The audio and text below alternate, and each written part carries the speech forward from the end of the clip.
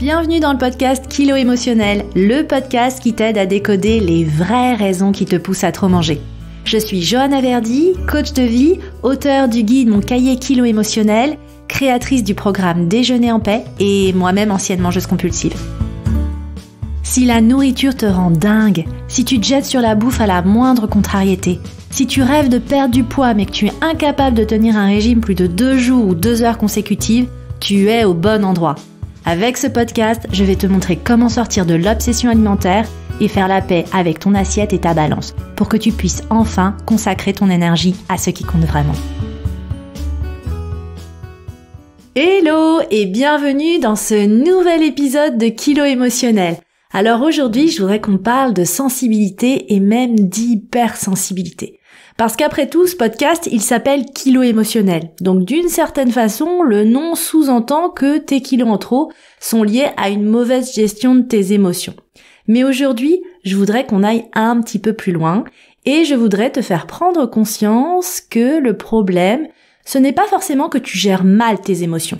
C'est peut-être aussi que ces émotions sont trop fortes et trop nombreuses. Parce que oui, beaucoup de personnes avec lesquelles je travaille sur le sujet de l'alimentation émotionnelle s'auto-évaluent elles-mêmes hypersensibles. J'ai récemment fait un questionnaire en demandant sur une note de 1 à 10 comment noterais-tu ton hypersensibilité ? Et sur 268 réponses, la note moyenne est de 8,6 sur 10.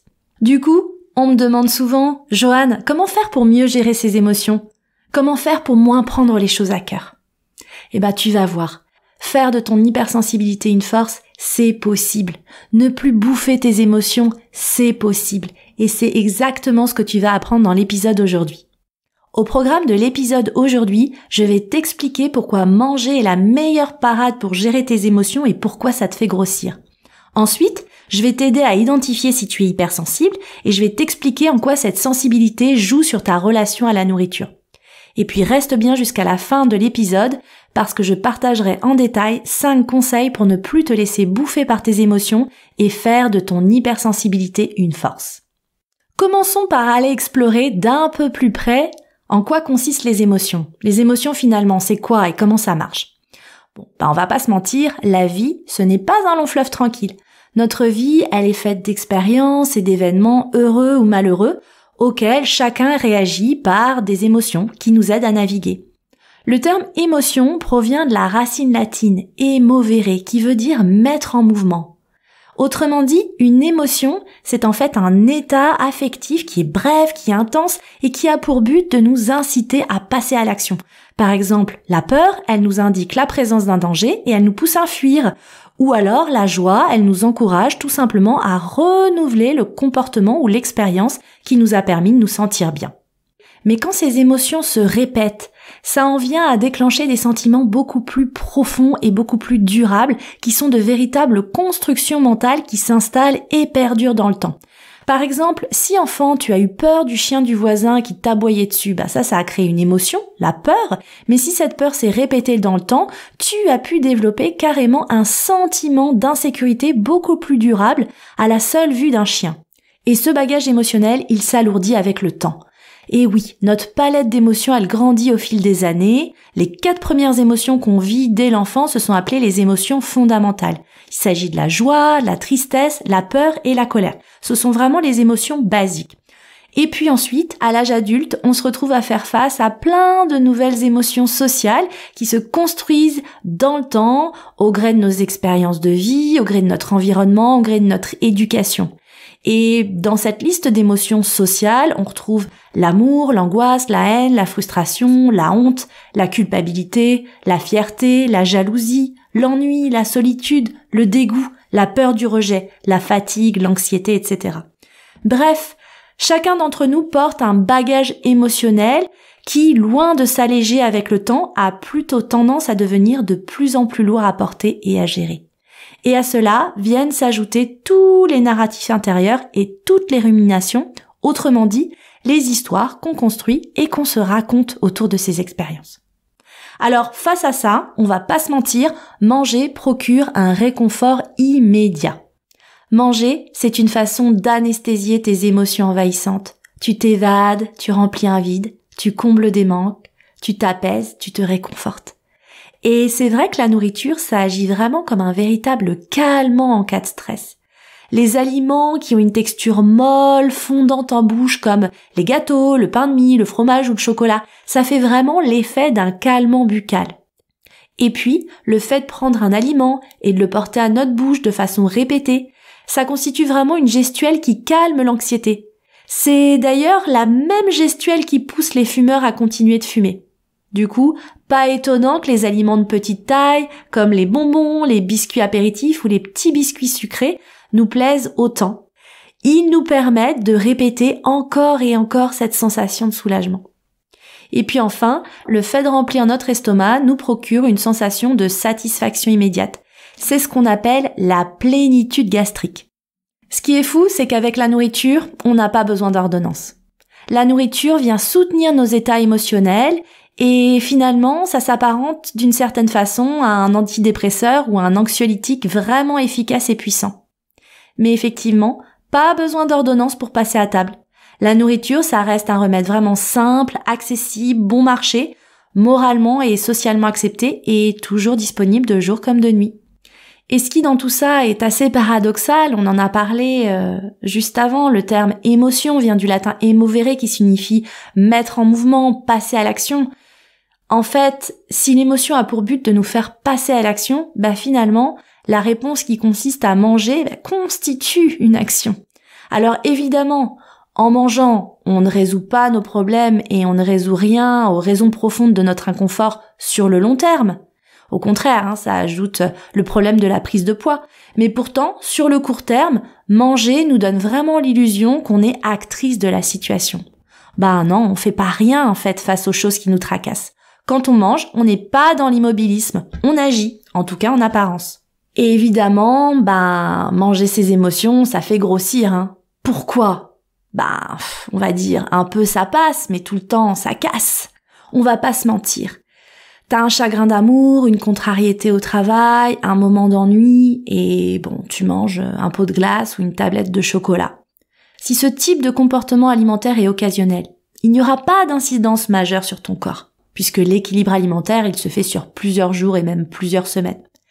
En revanche, si tu dévores des produits gras et sucrés à la moindre contrariété et que c'est vraiment devenu une véritable habitude, si c'est devenu systématique, alors cela va forcément avoir un impact sur ta silhouette et ton poids tôt ou tard. Et la raison principale de cette prise de poids, c'est que la faim émotionnelle, elle est totalement déconnectée de la faim physiologique. Quand tu manges tes émotions, tu es déconnecté de tes sensations alimentaires, notamment la faim et la satiété, qui sont vraiment les signaux naturels envoyés par ton corps pour t'indiquer s'il a ou non besoin de recevoir de la nourriture. Bon, et qu'est-ce qui fait que certaines personnes prennent vraiment du poids à force de manger leurs émotions ? C'est en fait simplement que nous ne sommes pas tous égaux face aux émotions. Les émotions, elles ne sont pas mauvaises en soi, mais chacun d'entre nous y réagit différemment. Et si tu écoutes ce podcast aujourd'hui, si tu manges tes émotions, il y a vraiment de fortes chances que tu aies tendance à te sentir facilement submergé par les émotions. Les émotions, toi, tu les vis puissance 1000. Quand tu aimes, tu t'enflammes. Quand ça ne va pas, t'as plus envie de voir personne. Quand t'es triste, tu te noies littéralement dans ton chagrin. Quand t'es frustré, tu te sens comme une lionne en cage. Et quand on te blesse, c'est tout ton cœur qui saigne. T'en as assez de vivre ces montagnes russes émotionnelles. Et tu penses que pour gérer la situation, tu dois apprendre à être forte et à contrôler les oscillations.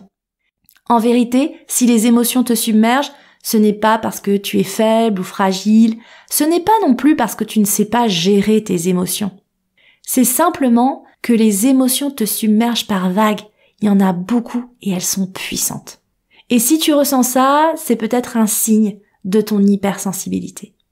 Tu vas peut-être te reconnaître, mais me concernant, on m'a longtemps dit que j'étais fragile, ou que j'étais émotive, ou que j'étais soupe au lait, et je le vivais tellement mal. Comme un aveu de faiblesse, de différence, j'étais pas comme tout le monde. En réalité, je me suis rendu compte avec le temps que j'étais simplement une grande sensible, et que j'étais même une hypersensible. Et avec le temps, j'ai vraiment pu remarquer que les mangeuses émotionnelles, elles partagent le point commun d'être de véritables éponges à émotions. On est bienveillante, empathique, on se soucie des autres et du bonheur de nos proches, On a vraiment aussi à cœur de bien faire. Mais quand il s'agit de nous, on ne sait pas dire non, on ne sait pas dire stop, on ne sait pas mettre de limites. On ne sait pas écouter nos besoins et on ne sait pas se protéger. Résultat, on n'est plus une éponge, on devient carrément une serpillière émotionnelle. Et c'est ça qui nous use, qui nous pousse à nous dévaloriser et à manger pour retrouver un peu de réconfort. Et toi, est-ce que tu es hypersensible ? Pour t'aider à faire le diagnostic, il y a une liste, on va dire, d'indicateurs qui peuvent peut-être t'aider à te mettre sur la piste. Je vais te les donner et je te laisse cocher pour savoir si tu te reconnais. Alors, le numéro 1, tu es ultra connecté aux émotions des autres. T'as l'impression d'être dans leur tête et de savoir ce qu'ils ressentent et ce qu'ils pensent sans même qu'ils aient besoin d'ouvrir la bouche. Numéro 2, tu te sens vraiment souvent irritable, fatigué et vidé. Numéro 3, tu es sensible au niveau de tous tes sens. Tu es sensible au bruit, aux lumières, aux odeurs. Tu vis avec tous tes sens puissance XXL. Numéro 4, tu as une grande intuition et tu as l'impression de savoir et de sentir les choses. Numéro 5, tu es méticuleuse. Tu fais attention aux détails. Numéro 6, tes réactions sont immédiates, que ce soit les larmes ou la colère. Quand tu ressens quelque chose, tu exploses tout de suite. Numéro 7, tu as tendance à avoir du mal à prendre les décisions. Tu es souvent indécise, tu as peur de te tromper. Bref, tes décisions sont longues à prendre. Numéro 8, tu as tendance à être rancunière et tu as beaucoup de mal à digérer les événements du passé. Numéro 9, tu es facilement stressée et anxieuse face à l'avenir. Et numéro 10, tu as souvent besoin de t'isoler pour être seule et au calme. Si tu as répondu oui c'est moi à au moins 6 ou 7 points que je viens d'évoquer, il y a effectivement beaucoup de chances que tu fasses partie de cette belle famille des hypersensibles. Tu n'es pas seul, tu n'es pas détraqué. L'hypersensibilité concernerait 15 à 20% de la population. En tout cas, moi, de ce que j'ai pu observer, c'est quand même un trait de personnalité qui est très féminin et j'ai envie de te dire qui concerne vraiment la majorité des mangeuses émotionnelles. Alors aujourd'hui, comment tu la gères cette hypersensibilité ? Est-ce que tu la portes comme un fardeau ?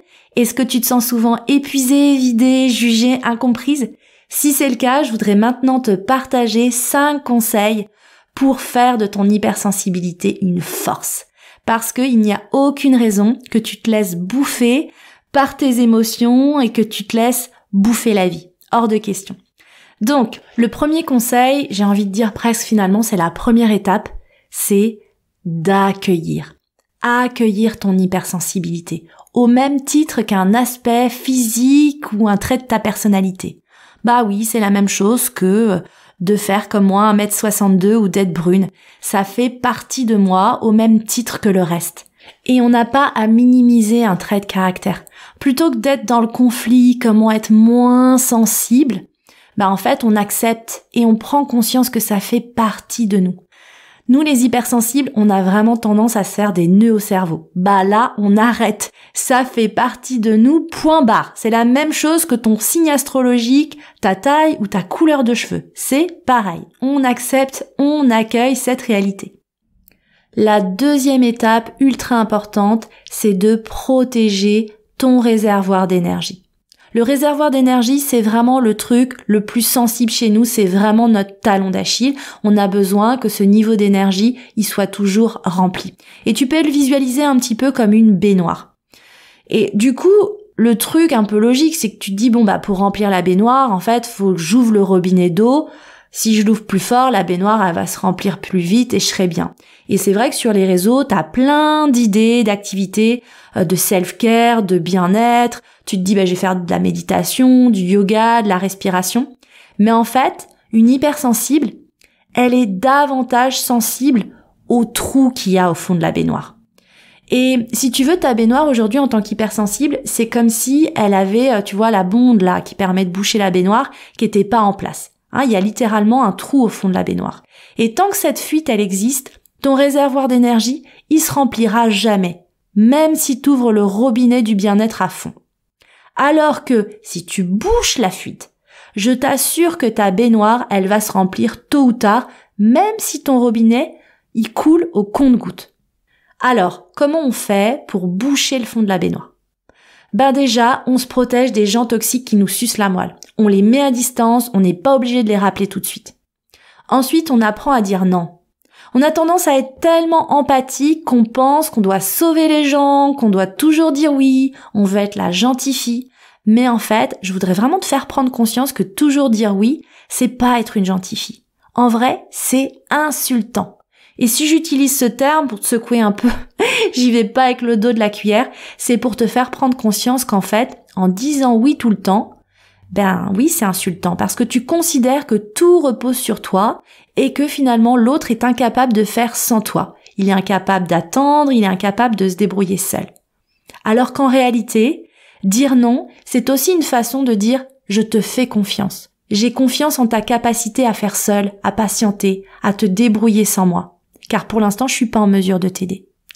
Ça, c'est vraiment super important. Et puis enfin, on se méfie de ce qu'on appelle en anglais « shiny object syndrome », autrement dit le syndrome de l'objet brillant. Nous, les hypersensibles, on est un peu comme des oiseaux, dès qu'il y a un truc qui brille, on fonce. Que ce soit la copine qui fait du pilate et à qui ça réussit, ou alors ce bouquin qu'on vient de nous recommander, oh là là, on le veut aussi, on veut la même chose que les autres, on veut tout pareil. Et résultat, on s'éparpille. Et ça constitue aussi une fuite d'énergie. Donc si tu te reconnais, je t'invite vraiment à te recentrer sur toi, uniquement toi, tes besoins, tes ressentis.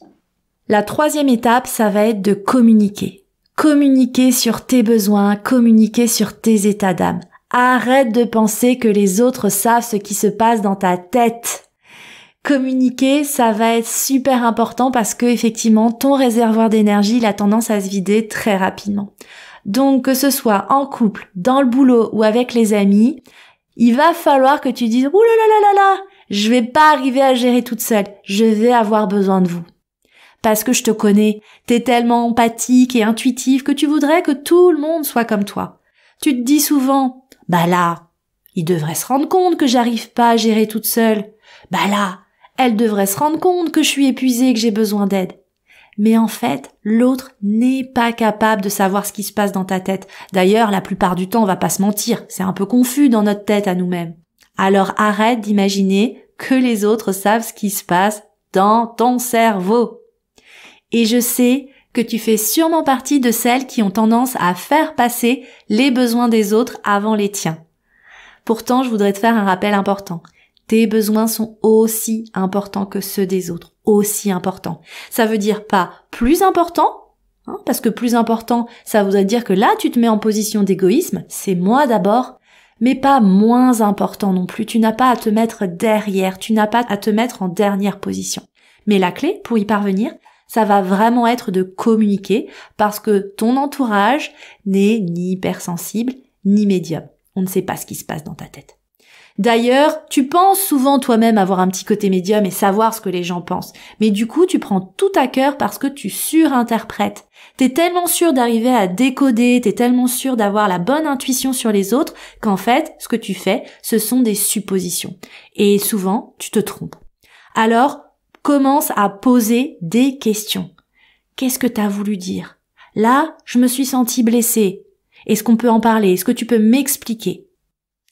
L'étape numéro 4, c'est que tu prennes conscience que tu as besoin d'être nourri en profondeur. Tu as besoin de nourrir tes sens, tu as besoin de t'entourer de beau et de créer de l'espace pour mieux lâcher prise sur tes ruminations. Quand on est hypersensible, on vit toujours tout plus fort.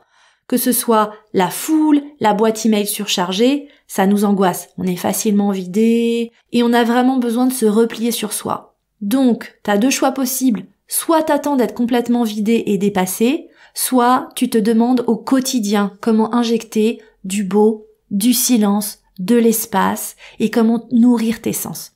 Et tu vas voir, ça va vraiment t'aider, surtout si tu fais partie de celles qui ont du mal à mettre leur cerveau sur off. T'as vraiment besoin de plus de pause et de plus de calme que la moyenne et c'est ok.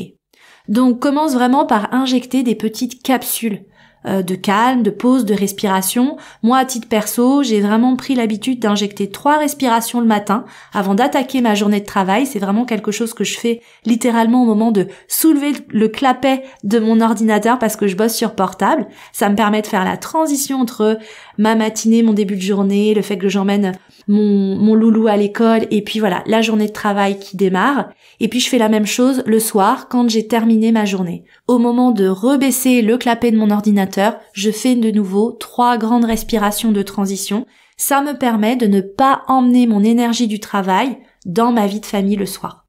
Donc tu vas voir, c'est vraiment une petite pratique tout simple mais qui peut vraiment t'aider à lâcher prise sur tes tensions intérieures, sur ta quête de perfection, sur tes tensions au quotidien. Et la 5e étape, enfin, c'est d'avoir un métier ou une passion pour exprimer ta sensibilité et te nourrir en profondeur. Je dis un métier ou une passion parce que ça peut être payé ou pas, peu importe. Mais tu as besoin d'une activité qui vienne nourrir ton âme. Parmi mes clientes, il y a un paquet d'infirmières, de nounous, de médecins, d'avocates, bref, des métiers vraiment tournés vers les autres et vers le fait d'aider les autres. Et souvent, j'ai aussi des personnes frustrées dans leur choix de carrière. Donc du coup, elles ont besoin de développer des hobbies artistiques, dessin, peinture, musique, couture. Tu vas voir, quand tu t'accomplis, ta vie change. Et on va pas se mentir, le top du top, c'est quand c'est ton métier et que tu es payé pour ça.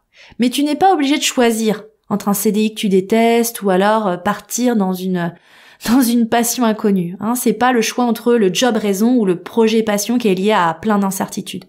Tu peux commencer par un hobby. Tu peux faire à côté. Que ta passion soit la couture, la cuisine ou la défense de l'environnement, t'es pas obligé d'en faire ton métier. Mais prends conscience de l'importance de pratiquer ton art et de perfectionner ton art au quotidien pour vraiment nourrir tes sens et ton âme. Alors pour conclure, je voudrais te dire que peut-être que jusqu'à présent tu voyais ton hypersensibilité comme un fardeau. En réalité, ça fait de toi un être exceptionnel, avec une mélodie qui a besoin d'être exprimée. Et cette mélodie, elle est unique, parce qu'il n'y aura jamais une deuxième toi. Tu n'as pas à porter ton hypersensibilité comme un fardeau. Tu n'as pas à manger pour étouffer ce que tu ressens. Tu as simplement besoin d'apprendre à utiliser ce don comme un moyen d'exprimer ta singularité. Parce qu'encore une fois, il n'y aura jamais de deuxième toi sur cette terre. Et moi, je te retrouve dans le prochain épisode. Dans le prochain épisode, on parlera du cycle féminin. Je vais t'expliquer pourquoi tu as envie de tout dévorer pendant tes règles et comment gérer ta relation à la nourriture pendant cette période sensible de ton cycle. Je te remercie pour ta présence et je te donne rendez-vous au prochain épisode.